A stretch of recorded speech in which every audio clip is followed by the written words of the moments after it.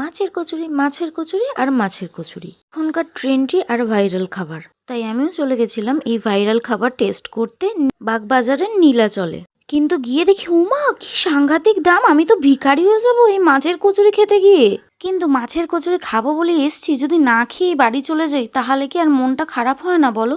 তাই জন্য খোঁজ খোঁজ খোঁজ মাছের কচুরি কোথায় আর ভালো কম দামে পাওয়া যায়। আর ব্যাস অমনি খুঁজতে খুঁজতে পেয়েই গেলাম হিডেন জেম। বাংলায় একটা প্রবাদ আছে না, প্রচেষ্টার ফল কখনো বৃথা হয় না, এক্কেবারে তাই।